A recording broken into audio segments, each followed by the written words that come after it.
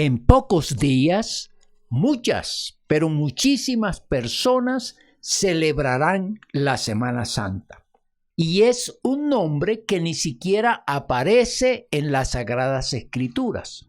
Una invención de una religión para conmemorar, para exaltar, para recordar la muerte y resurrección de Jesucristo.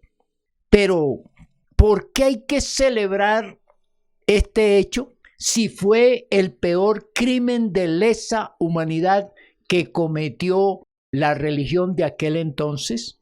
No hay que celebrar. Fue un momento muy triste para ese hombre que siendo puro, que siendo Dios, fue acabado por los impuros, por los pecadores y por unas religiones que no le entendieron, que no abrieron sus corazones y que no le permitieron que su mensaje de redención y salvación fuese difundido, no solamente en la región de aquel entonces, sino por todo el mundo. No podemos celebrar un evento tan trágico, tan doloroso para este ser tan bueno, tan especial, venido de los cielos. ¿Por qué, pues, se celebra la Semana Santa? Porque no se entiende que a diario Jesucristo debe estar en el corazón, pero cuando vamos a la práctica, a la realidad, la Semana Santa no es el tiempo de recogimiento, no es para el remordimiento espiritual, no es para hacer un acto de contrición y decir, soy pecador, la vida mía es un desastre, necesito reconocer a Jesucristo que murió en una cruz para darme perdón de mis pecados y darme una vida diferente. No, la Semana Santa es un tiempo de fiesta, de diversión, de tragos, de paseos y aún más para aumentar el adulterio, la fornicación, la drogadicción. No hay que celebrar la Semana Santa. El cristiano que tiene a Jesucristo en su corazón no celebra la Semana Santa, porque sería como sentirse feliz por la muerte de este hombre. No, es el tiempo de dolor, de tristeza, de que el corazón sienta una compunción, una afección tan grande por lo que hizo Jesucristo por cada uno de nosotros. Tiempo para arrodillarse y clamar a Cristo Jesús el perdón de los pecados. Así sería el hecho de reconocer que Jesucristo es el Señor y Salvador. No hay que tener una semana especial en el año para ir al templo, que esa es la otra cosa que vemos.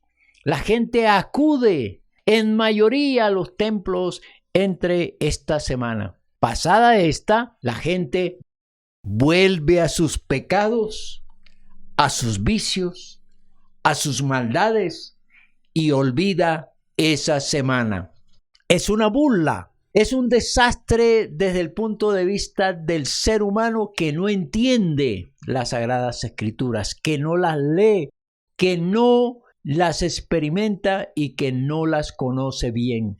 Y para Dios es una burla, porque es un drama que la gente entra a buscar como ese mensaje, como ese momento especial, pero pasado se olvida de todo y vuelve a la vida cotidiana y de olvidarse de aquel tiempo que Jesucristo vino a la tierra, murió por los pecados y ofreció la vida eterna.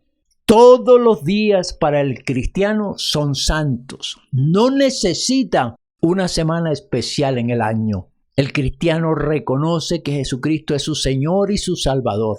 Y el cristiano recuerda con dolor, con tristeza, lo que Jesucristo hizo en vez de que nosotros sufriéramos. Porque eso es lo más interesante. El significado de la muerte de Jesús es que nos rescató del pecado, de la maldad, del vicio.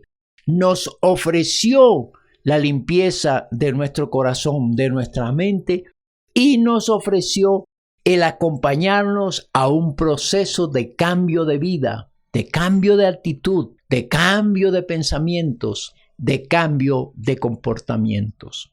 Semana Santa no debe haber, sino días santos, y todos los días recogidos y contristados de corazón, sintiendo, ojalá sea posible, el dolor de Jesucristo clavado en la cruz del Calvario, humillado, desechado por la gente. Veamos entonces por qué el hombre no entiende el significado de la muerte de Jesús. No la entiende y por eso no llega a él, no se arrepiente de sus pecados, no busca la vida que él ofreció hace como 2000 años y sigue ofreciendo. El hombre pues sigue aún sus propias reglas desde el Edén hasta hoy. En el libro de Génesis, capítulo 3, versículo 6, se inicia la apropiación de las conductas humanas a partir de lo que el hombre quería hacer. Él ahora seguiría sus propias reglas, sin atender los mandatos de Dios, las instrucciones de Dios, y escoger entre lo que quiere hacer y lo que está prohibido por hacer de parte de Dios. Génesis 3:6 dice: y vio la mujer que el árbol era bueno para comer y que era agradable a los ojos, y el árbol codiciable para alcanzar la sabiduría, y tomó de su fruto y comió, y dio también a su marido, el cual comió así como ella. Sabían que no debía desobedecer a Dios, pero tomó sus iniciativas, tomó sus decisiones y pecó por desobedecer a Dios. Esto significa que la muerte del Señor Jesús no ha sido en vano para aquellos que entienden el por qué no se puede salir de las reglas del Altísimo. Dios ha establecido unas conductas humanas, unos mandatos que al que primero benefician es al que los practica. Pero cuando la persona dice, yo voy a seguir mis propias reglas, voy a tomar mis propias decisiones y no acepta la injerencia ni la intervención divina, entonces hace lo que quiere sin pensar en las consecuencias que han sido planteadas y que, como su necedad no le permite verlas, entonces comete este tipo de actos.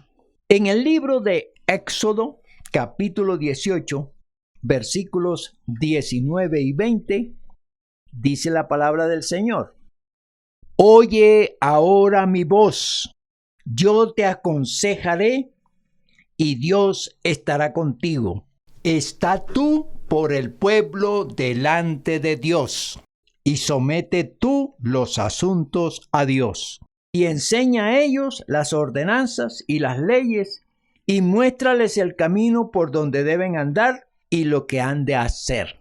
Palabras de Dios dadas a Moisés como instrucciones para que les vaya bien, para que lleguen a la tierra prometida, para que vivan una vida maravillosa, especial, gozosa. Estas instrucciones son las que el hombre rechazó desde el Edén. No quiso seguirlas, no quiso entender la sabiduría de Dios que las dictaba para que le fuera bien al ser humano. Volvemos a decir que el hombre ha seguido sus propias reglas y su fin es camino de muerte, como dice la Biblia. El fin de estas decisiones mal tomadas es el sufrimiento, el dolor, la tragedia, la muerte. En el libro de Proverbios, capítulo 14, versículo 12, encontramos lo siguiente: hay camino que al hombre le parece derecho, pero su fin es camino de muerte. Sí, todo le parece bien hacerlo al ser humano, sin ver el resultado, sin ver las consecuencias. Todo le parece bien, Hasta lo malo le dicen bueno, dice la Biblia, y lo hace. Y después vienen las consecuencias trágicas, dolorosas, complicadas, difíciles de manejar. El libro de Proverbios es dado a la gente que quiere aprender sabiduría, que quiere aprender a vivir mejor. Y es despreciado este libro por aquellos necios, por aquellos obstinados y por aquellos que dicen: yo quiero hacer mi propia vida y la haré como yo quiera, y nadie debe intervenir en ella, porque es mi vida. Estas frases que demuestran la necedad del ser humano le llevarán a el dolor y la tristeza y a la muerte. Dejen ese camino, vénganse al camino que yo les trace. El camino mío es un camino de paz, de gozo, de felicidad, de respeto, de bondad, de amor. Dejen ese camino de ustedes. Dejen de pensar que ustedes han sido sabios cuando han tomado las decisiones y cuando han tenido conductas que al evaluarlas ustedes mismos se dan cuenta que no han sido las mejores. Y Dios, pues, sabiendo esto, que el hombre aún sigue sus propias reglas, les dice: vengan acá, entiendan que ustedes viven muy mal y que deben cambiar esas actitudes. En segundo término, podemos decir que Dios no quiere que el ser humano sufra. Qué bonito, ¿verdad? Cuando entendemos esto, porque lo creó para que viviera feliz, para que viviera en armonía, para que viviera una vida especial y sobre todo agradable. En el libro de Levítico, capítulo 5, versículos 17 y 18, nos dice el Señor de esta manera: finalmente, si una persona pecare o hiciere alguna de todas aquellas cosas que por mandamiento de Jehová no se han de hacer, aún sin hacerlo, a sabiendas, es culpable y llevará su pecado. Traerá pues al sacerdote para expiación, según tú lo estimes, un carnero sin defecto de los rebaños, y el sacerdote le hará expiación por el yerro que cometió por ignorancia y será perdonado. Las equivocaciones, los errores, el pecado y las malas decisiones tienen un castigo, tienen un juicio y tienen una condenación. Eso hay que entenderlo y no pensando únicamente en lo que Dios ha mandado sobre este tipo de actos, sino desde el punto de vista de la sociedad. Todo criminal, todo acto que viole la ley debe ser castigado. Pero aquí Dios, en este texto y en otros que aparecen en las Sagradas Escrituras, nos dice que Él no quiere que el hombre sufra.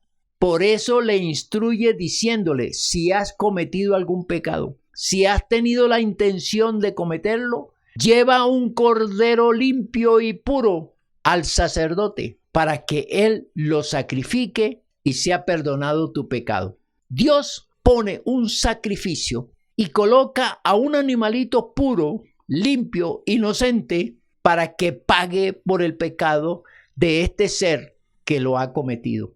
¿Esto cómo lo entendemos? Que Dios, en vez de castigar al culpable, no lo hace, sino que pone a un animalito como este para que reciba el castigo que merece el pecador, el que ha violado las disposiciones de Dios. Eso no se ve en ninguna parte. La ley es para el culpable y el culpable tiene que ser castigado. Pero el amor de Dios es tan inmenso, es tan grande, es tan maravilloso, que no quiere que el hombre sufra. Y por eso pone en sacrificio a un animalito tan frágil, tan inocente, tan especial, para que pague por la culpa de este ser malo y perverso. Esa es la realidad de Dios. Dios no quiere que el hombre sufra, no quiere que el hombre ande mal, No quiere que el hombre destruya su vida y la de su familia y la de la sociedad. Hay que aprender eso de Dios. El amor de Dios es inmenso. El amor de Dios le permite instruirnos y guiarnos para que evitemos la equivocación y que ésta no nos lleve al dolor y a la tristeza y hasta la muerte inclusive. Y así pasaba el tiempo en que los pecadores, al sentir remordimiento, porque esa es otra cosa que hay que decir, que aquellos que sentían remordimiento, tristeza, culpa por el pecado cometido, eran los que llevaban el cordero ante el sacerdote para la expiación de sus pecados. Ese tipo de personas que entraban en razón y decían: he pecado, he hecho lo malo delante de los ojos de Dios, soy culpable de juicio. Esas reflexiones, esas consideraciones que para mí parecen una manifestación de la sabiduría del humano que lo hace, lo hacía llevar al cordero para sentirse liberado, para sentirse perdonado, para sentirse limpio delante de sí mismo, delante de Dios y delante de los demás. El cordero pues significaba, sacrificándolo, que los pecados eran limpiados por la ejecución, por la muerte de ese cordero. Vamos a ver más adelante cómo no lograba Dios ver que todo el mundo, que todos los habitantes de la tierra en aquel entonces hicieran estos actos, buscaran el cordero para que sus culpas fueran libradas. Entonces viene aquí algo especialísimo, algo que no tiene ni siquiera manera de medir ni de considerar. Y por eso hablamos en el tercer punto que el Señor Dios prefirió castigar a su Hijo por amor al hombre. Ese versículo de Juan 3:16 se hace notorio en este momento y siempre cuando dice: porque de tal manera amó Dios al mundo, que ha dado a su Hijo unigénito, para que todo aquel que en él crea no se pierda, mas tenga vida eterna. El tercer aspecto a considerar entonces es este: Dios prefirió castigar a su Hijo, hacer que su Hijo se convirtiera en el Cordero de Dios que quita el pecado del mundo, para librar al hombre del pecado. Y lo hizo por amor al hombre, por consideración al hombre, porque Dios no quiere que el hombre sufra. En el libro de Isaías capítulo 53, versículo número 5, encontramos ese texto inicial que nos lleva a observar que el Señor Jesucristo se coloca en su cuerpo y en su piel el dolor de cada uno de nosotros. Mas Él herido fue por nuestras rebeliones, molido por nuestros pecados. El castigo de nuestra paz fue sobre Él, y por su llaga fuimos nosotros curados. Este texto nos demuestra el gran amor de Dios, el deseo de Dios por no castigarnos, y por eso pone a su Hijo para ser muerto, para ser herido, para ser castigado por los pecados de cada uno de nosotros. Herido por nuestras rebeliones, molido por nuestros pecados. Esta es la historia que debemos recordar todos los días y no una semana al año. Debemos recordar al Señor Jesucristo poniendo su cuerpo, poniendo su vida por el pecado de cada uno de nosotros. Veamos otra cita bíblica. Primera de Pedro, capítulo 1, versículos 18 y 19. Sabiendo que fuisteis rescatados de vuestra vana manera de vivir, la cual recibisteis de vuestros padres, no con cosas corruptibles como oro o plata, sino con la sangre preciosa de Cristo, como de un cordero sin mancha y sin contaminación. Tomó las veces de un cordero y pidió ser sacrificado por el pecado de cada uno de nosotros.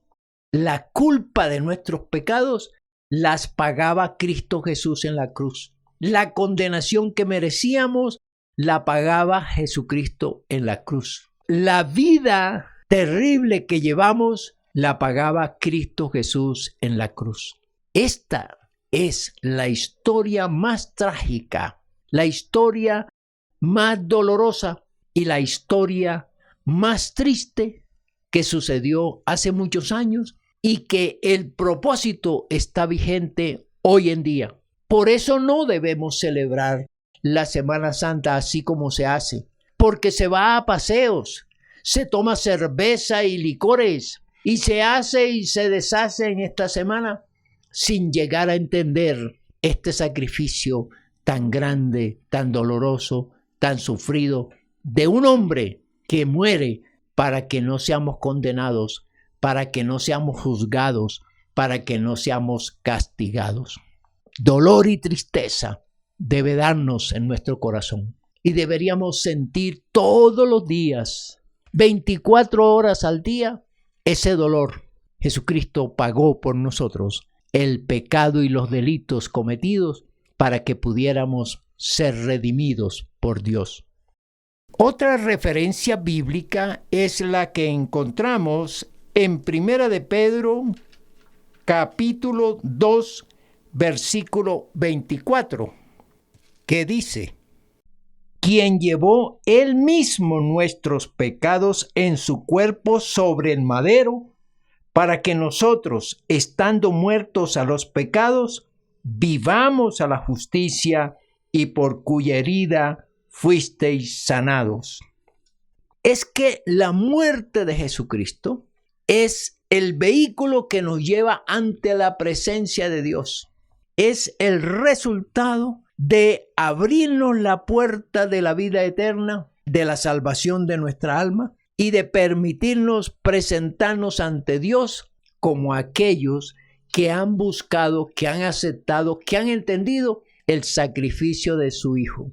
Sí, los pecados fueron perdonados en aquellos que en verdad entienden lo que significa la muerte de Jesús. ¿Cuál es el significado de la muerte de Jesús para usted? Recordemos que en estos tiempos no es para celebrar, no es para agradarse, no es para el libertinaje, no es para el paseo, no es para el descanso. Debería ser el tiempo, aunque nosotros los cristianos no celebramos la Semana Santa, el tiempo de reflexión, el tiempo de remordimiento, el tiempo de arrepentimiento, el tiempo del dolor y la tristeza por aquel que pagó mis culpas, por aquel que pagó por mis pecados, por aquel que me liberó de la condenación, por aquel que me liberó del castigo eterno. Esa es la conclusión de este mensaje. Esa debería ser la reflexión cuando estamos escuchando este mensaje. Dios, que al ver que las personas seguían sus propias reglas, sus propias decisiones equivocadas, consideró que debería participar en la orientación, en la implementación de unas normas, de unas orientaciones para que el ser humano no se destruyera, para que el ser humano viviera bien, viviera contento, viviera feliz. Entendemos también que Dios no quiere el sufrimiento humano. Dios no quiere, le duele a Dios ver a las personas equivocarse y que estas equivocaciones le produzcan una mala vida, les produzca dolor y tristeza y sobre todo que les lleve a la perdición y a la muerte. Por eso el Señor consideró que en vez de castigar al hombre, castigar a un animalito, que el animalito recibiera el castigo que merecía el ser humano. Y lo más especial es que al ver que no todos acudían a buscar el cordero, su última apuesta fue tomar la decisión de hacer encarnar a su Hijo y llevarlo hasta la cruz como un cordero inmolado para que ese Hijo, el Hijo de Dios, pagara en su cuerpo el pecado de todos nosotros. Y así lo hizo el Señor Jesús. Por eso el que desprecia a Jesucristo, el que no entiende este tipo de sacrificios y de muerte del Hijo de Dios, no tiene su perdón, no tiene redención, no tiene vida eterna. La aplicación a este mensaje. Hoy es un tiempo para pensar en la vida espiritual de cada oyente, de cada persona que usando la sabiduría, que usando el racionamiento, entiende el propósito de Dios cuando decide que su Hijo tome el lugar que merecíamos nosotros y es castigado Jesús por los pecados de cada uno de nosotros. Hoy es el momento para entender esto, para entender las Sagradas Escrituras.